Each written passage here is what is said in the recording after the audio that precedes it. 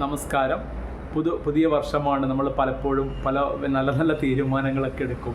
പിന്നെ പുതിയ ശീലങ്ങൾ ഉണ്ടാക്കണം, അങ്ങനെ പല നല്ല തീരുമാനങ്ങൾ എടുക്കുമെങ്കിലും കുറച്ച് ദിവസങ്ങൾക്ക് ശേഷം പലപ്പോഴും എന്ത് ചെയ്യാറുണ്ട്, നമ്മൾ ആ ശീലങ്ങളെ നല്ല നല്ല ചിലപ്പോൾ 4 മണിക്ക് എണീക്കണം, എക്സസൈസ് ചെയ്യണം, അങ്ങനെ ഒരുപാട് മെഡിറ്റേഷൻ ചെയ്യണം, പുസ്തകങ്ങൾ വായിക്കണം, അങ്ങനെ ഒരുപാട് നല്ല നല്ല ശീലങ്ങൾ അടുത്ത കൊല്ലം മുതൽ തുടങ്ങണം എന്ന് വിചാരിക്കും. പക്ഷേ ആദ്യത്തെ ഒരു 4-5 ദിവസം നമ്മളത് തുടങ്ങുകയും ചെയ്യും.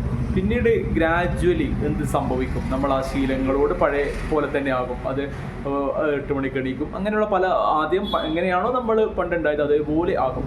അപ്പോൾ അതിനുവേണ്ടി നിങ്ങളുടെ നല്ല ശീലങ്ങൾ നിങ്ങൾക്ക് ജീവിതത്തിൽ പകർത്തണം എന്നുണ്ടെങ്കിൽ വളരെ ബ്യൂട്ടിഫുള്ളായൊരു പുസ്തകമാണ് change your habits change your life എന്നുള്ളത്. അപ്പോൾ ഇതിൽ ആദ്യം തന്നെ പറയുന്നത് പർപ്പസ് ഓഫ് ഹാബിറ്റ്, ഒരു നല്ല ശീലങ്ങൾ നമ്മുടെ ജീവിതത്തിൽ ഉണ്ടാകേണ്ടതിൻ്റെ ആവശ്യകത.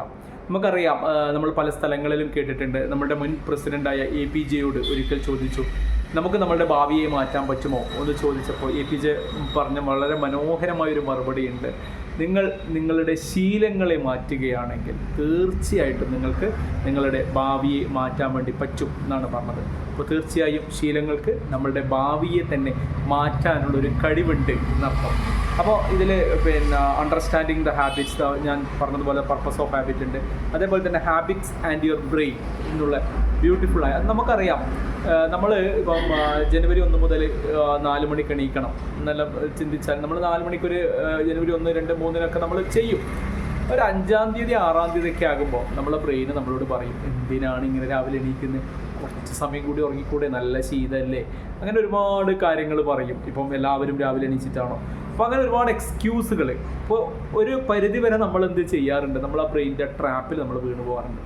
ഇനിയിപ്പോൾ ഏതായാലും ഇതായില്ലേ, 2 ദിവസം കൂടി കഴിഞ്ഞിട്ട് ചെയ്യാം എന്നൊക്കെ പറയാറുണ്ട്. പക്ഷേ അത് നമ്മൾ ഇപ്പോൾ 2 ഡേ റൂൾ എന്ന് പറയുന്ന വളരെ ബ്യൂട്ടിഫുള്ളായ റൂളുണ്ട്. 2 ഡേ റൂളിൽ പറയുന്നത്, നിങ്ങളൊരു ശീലം നിങ്ങൾ ചെയ്തുകൊണ്ടിരിക്കുമ്പോൾ, ഇപ്പം സപ്പോസ് ഞാൻ 1, 2, 3, 4 ചെയ്തു, 5-ാം തീയതി എനിക്ക് ചെയ്യാൻ വേണ്ടി പറ്റിയില്ല എന്ന് വിചാരിക്കും. ഇപ്പം ഞാൻ എന്തെങ്കിലും ട്രാവലിങ്ങിലോ അങ്ങനെയെങ്കിലും ആയി നമുക്ക് ഒരു എക്സസൈസോ മെഡിറ്റേഷനോ ചെയ്യാൻ വേണ്ടി പറ്റിയില്ല.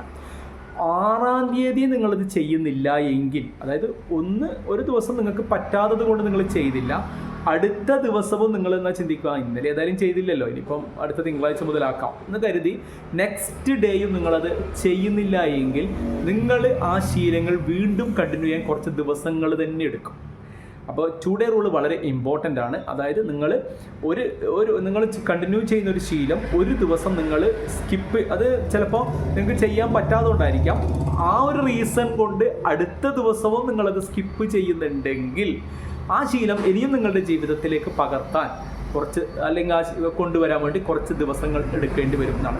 അപ്പോൾ നമ്മൾ ഒരു ദിവസം ആ ഒരു ശീലം സ്കിപ്പ് ചെയ്താൽ നിർബന്ധമായും അടുത്ത ദിവസം നമ്മൾ ചെയ്യാൻ വേണ്ടി പരിശ്രമിക്കുക എന്നുള്ളതാണ്. അല്ലെങ്കിൽ അത് അടുത്ത കാലത്തൊന്നും നമ്മളിലേക്ക് ഉണ്ടാവില്ല എന്നുള്ളതാണ്. അപ്പോൾ തീർച്ചയായിട്ടും ഹാബിറ്റ്സ് ആൻഡ് യുവർ ബ്രെയിൻ എന്നുള്ളത് വളരെ രസകരമായൊരു ടോപ്പിക്കാണ്. കാരണം നമ്മളെ ബ്രെയിനിന് പുതിയ ശീലങ്ങൾ നമ്മളിലേക്ക് ഉണ്ടാക്കാൻ ഒരുപാട് പ്രയാസങ്ങളും ബുദ്ധിമുട്ടുകളൊക്കെ ഉണ്ട്. അപ്പോൾ അതുകൊണ്ട് തന്നെ ബ്രെയിൻ ഒരുപാട് തടസ്സവാദങ്ങൾ നമ്മളുടെ മുമ്പിൽ ഉന്നയിക്കും. എന്തിനാണ്, പിന്നെ കുറച്ചും കൂടി റിലാക്സ് ചെയ്തൂടെ എന്നൊക്കെ പറഞ്ഞ് ഒരുപാട് തടസ്സവാദങ്ങൾ ഉന്നയിക്കും. നമ്മൾ അതിനെയൊക്കെ എന്ത് ചെയ്യണം, ഓവർകം, ഒരു വിൽ പവർ കൊണ്ട് നമ്മൾക്ക് മാനേജ് ചെയ്യാൻ വേണ്ടി പറ്റുകയാണെങ്കിൽ മാത്രമേ നമുക്ക് നല്ല ശീലങ്ങൾ നമ്മളുടെ ജീവിതത്തിലേക്ക് നമുക്ക് കൊണ്ടുവരാൻ വേണ്ടി പറ്റുള്ളൂ. പിന്നെ അതായത് ഏതൊരു പുസ്തകത്തിൽ വായിച്ചതുപോലെ നമ്മൾ 2 പെയിൻ, ഇതിലേതെങ്കിലും ഒന്ന് നമ്മൾ ചൂസ് ചെയ്യണം. ഒന്നിക്കൽ ഡിസിപ്ലിൻ്റെ പെയിൻ, ഡിസിപ്ലിൻ, അതായത് നമ്മൾ നല്ല ശീലങ്ങളൊക്കെ നമ്മൾ കൊണ്ടുവരുമ്പോൾ ഒരുപാട് ബോറിങ്, അങ്ങനെ ഒരുപാട് പ്രശ്നങ്ങളൊക്കെ നമ്മൾ അനുഭവിക്കും. അത് ഒരു ഡിസിപ്ലിൻ്റെ പെയിനാണ്.